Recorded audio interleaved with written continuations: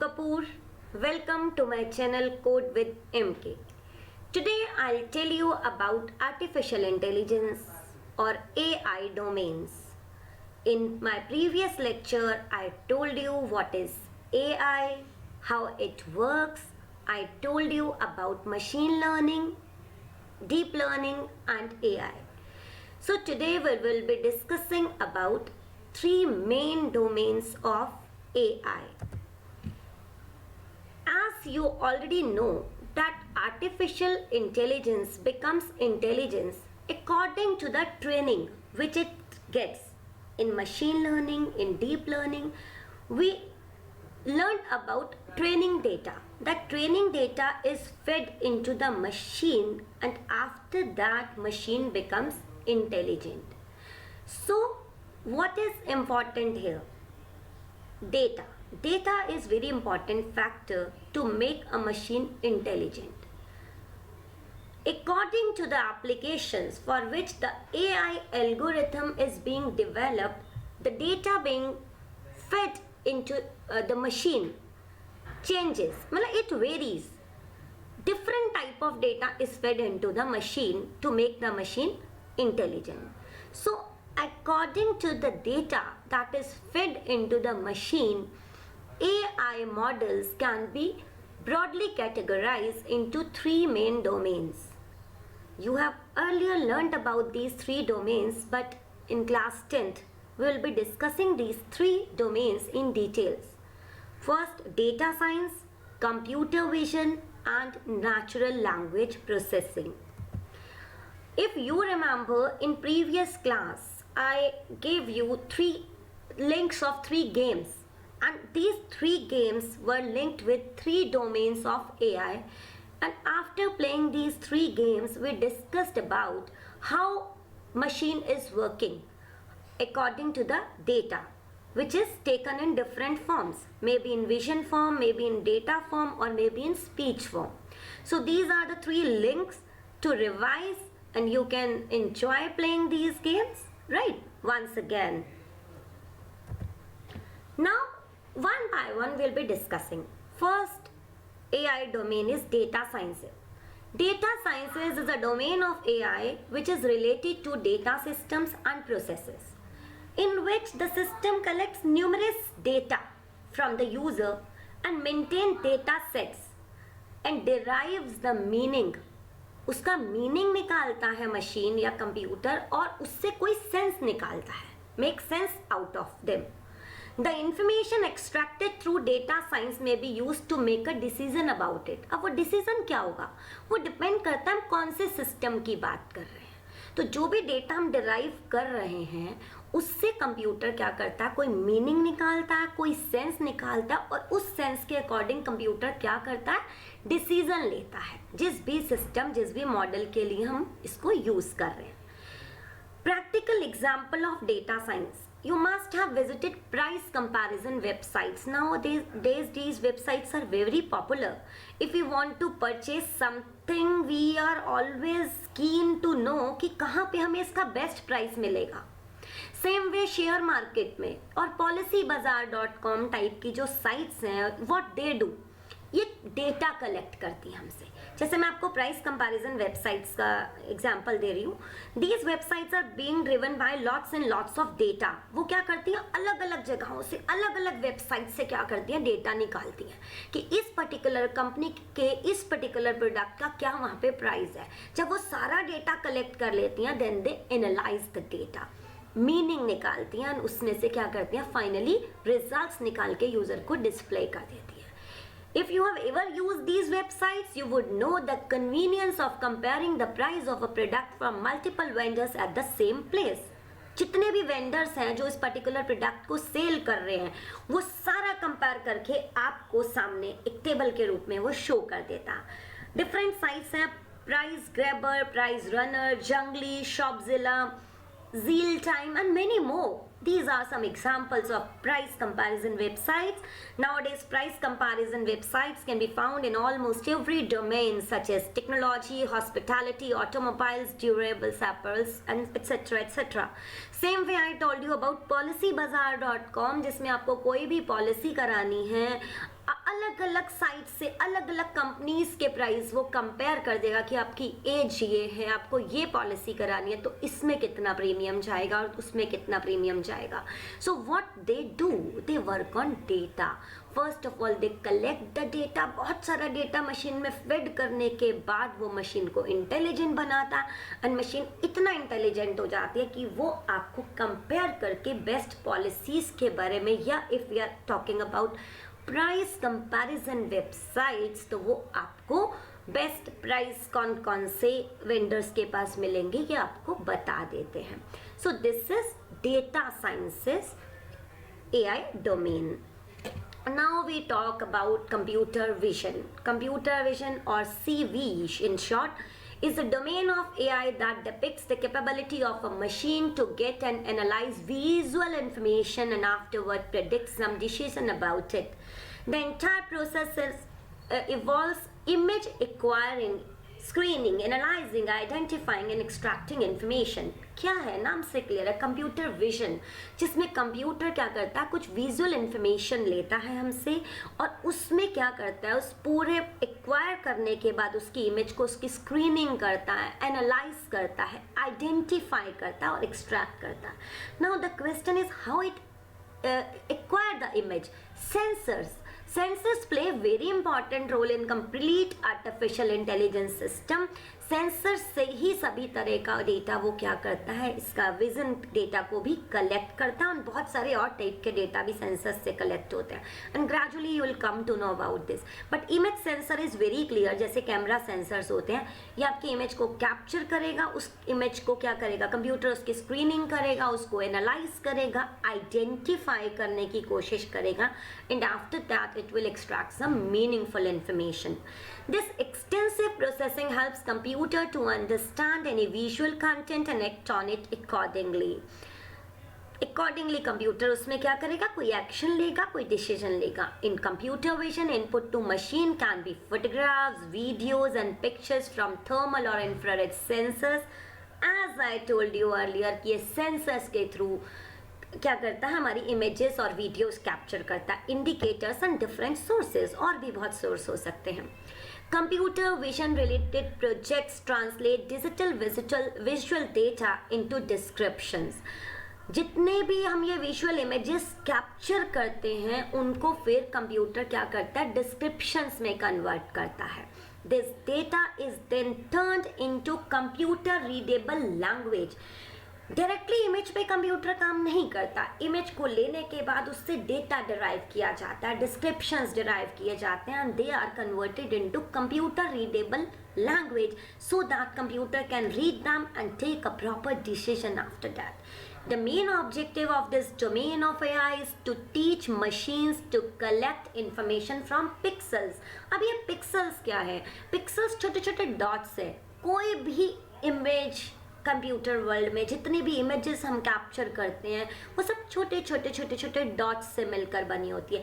For example आपका face अगर computer या मोबाइल या आपका कोई भी सेंसर डिटेक्ट करता है तो वो डायरेक्टली ये नहीं कि पूरा फेस लिया और उसको डिटेक्ट कर सकते. छोटे छोटे पिक्सल्स के रूप में ये इमेजेस बनी होती हैं and computer works on these pixels to extract the information. Now about the examples of computer vision, you can see this car running automatically without a driver and you all are familiar with it. Earlier also I gave you this example, self-driving or automatic cars. इनमें आपका computer vision use होता है. कैसे, it's is very clear. अगर computer vision use नहीं होगा तो this car can hit anybody. और कितने एक्सीडेंट्स होंगे यू कैन इमेजिन. बहुत सारे सेंसर्स लगे होते हैं. कभी हम अगर इसके बारे में अलग से डिस्कस करेंगे then I will tell you कि ऑटोमेटिक कार में कितने तरह के सेंसर्स लगे होते हैं. आगे भी पीछे भी बहुत सारे सेंसर्स होते हैं और इन सेंसर्स के थ्रू आगे कोई भी ऑब्जेक्ट आ रहा है, कोई भी डॉग आ रहा है, कोई भी इंसान आ रहा है, कोई भी हर्डल आ रही है, उसको वो डिटेक्ट करते हैं in according to the means object that is capture in the form of image. Decision is taken. इतने स्पीड से होता है कि वो ऑटोमेटिकली फटाफट से डेटा में कन्वर्ट होता है, डिस्क्रिप्शन में कन्वर्ट होता है। ऑलरेडी फेड इन एल्गोरिथम है इसके अंदर जो कार को ये बताते हैं कि अब हमें क्या डिसीजन लेना है। सो इस तरह से आपकी ऑटोमेटिक और सेल्फ ड्राइविंग कार वर्क करती है through computer vision. Now it's very fantastic videos I have taken for you. अभी टाइम भी है, you are at home and you can enjoy watching these 2 videos by searching these links on your YouTube. How self-driving cars work. I told you earlier, but to be more clear about it, you can watch these videos. Now examples of one more example of computer vision. One example I gave you was self-driving cars. Second, again very popular, all are using face lock in smartphone or face lock in maybe your doors, ठीक है, at the main gate of your home. Smartphones nowadays come with the feature of face lock, in which smartphone's owner can set up her face as unlocking mechanism for it. You all are familiar. Front camera detects and captures the face and saves its features while initiation. Next time onwards, whenever the features match, the phone is unlocked. So computer क्या करता है, आपका face capture करता है front camera से, again छोटे छोटे pixels की फॉर्म में डेटा को रीड करता है। You can see this girls image, छोटे छोटे डॉट्स नज़र आ रहे होंगे आपको इसके फेस पे। इस तरह से बहुत डीप टेक्नोलॉजी होती है, और उसके बाद ये डेटा डिराइव करता है इस फेस से, फिर मैच करता है। Each and every pixel is matched with the face. कभी कभी ऐसा तभी होता है कि जब आप खुद का फ़ोन अनलॉक करने की कोशिश करते हैं आपके फेस से, समटाइम्स आपका वो डिटेक्ट नहीं हो पाता है जब आप टोटली डिफरेंट स्टाइल से अगर उसके सामने जाते हैं तो। Again one more exciting video for you, how face detection works. You can watch this video, enjoy it, and come back for discussion on all these things. Now third domain is natural language processing, NLP. It is the branch of artificial intelligence that deals with the interaction between computers and human using the natural language. कोई भी natural language में भी हिंदी और English, computer आपकी language को process करता है. So natural language refers to language that is spoken and written by people, and natural language processing attempts to extract information from the spoken and written word using algorithm. Ultimate objective of NLP is to read, decipher, understand and make sense of the human language in a manner that is valuable. आपने, if you remember, you played a game, that game was, the name was Animal, something like Animal, and you speak something in computer tries to means read your language, whatever you are speaking, and sometimes you must know, you may have noticed कि computer उसको exactly understand नहीं करा. Mystery Animal, yes, Mystery Animal was the name of the game. मैंने link भी दिया है अपनी इसी वीडियो में. उसमें आपने बहुत अच्छे से समझा था कि नेचुरल लैंग्वेज प्रोसेसिंग कैसे काम कर रहा है. आप कंप्यूटर को बोल रहे हैं और कंप्यूटर आपकी बात को समझ के बता रहा है कि दिस इज करेक्ट और not. Some more examples of natural language processing, email filters. जैसा कि आपने अभी ऊपर जो मैंने डेफिनेशन रीड करी एनएलपी की, उसमें पढ़ा कि ज़रूरी नहीं है कि लैंग्वेज बोली ही जाए, रिटन फॉर्म में भी हो सकती है. सो ईमेल फिल्टर्स जो हैं, email filters are one of the most basic and initial application of NLP online. It started out with spam filters, uncovering certain words or phrases that a single spam message. Spam filters आपने देखे होंगे जो आपकी mails में से, emails में से spam mails को सेपरेट कर देते हैं, फिल्टर कर देते हैं, छान देते हैं.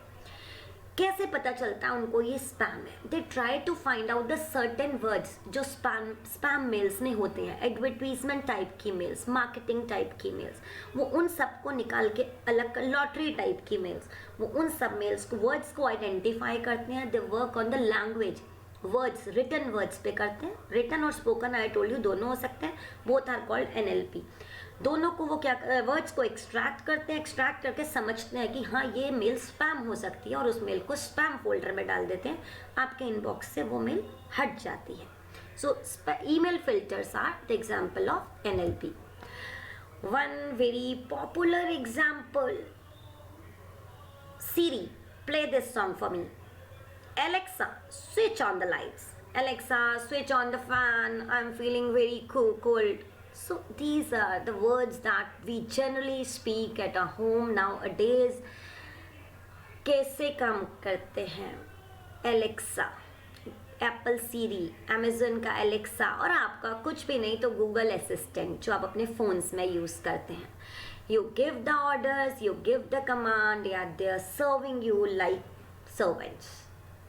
So ये natural language processing का best example and each and every student is using. जैसे आप ये picture में देख सकते हैं, Hey Siri, play me something I would like. What song is this? Play me some 90s hip hop. कुछ भी आप इसको order करिए Siri को, Amazon Alexa को और Google Assistant को, and it will work for you. But how? NLP is the answer.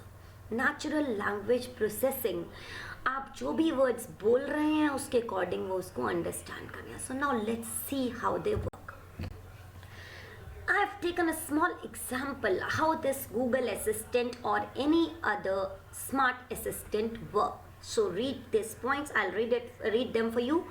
Sensors capture your speech as input. Speech sensors भी होते हैं, जो भी आपने बोला या लिखा उसको वो कैप्चर करते हैं. कंप्यूटर और स्मार्ट असिस्टेंट जो है आइडेंटिफाई द वर्ड्स, वो उन वर्ड्स को आइडेंटिफाई करता है. For example you say in Google assistant I want pizza. Here pizza is marked as being food.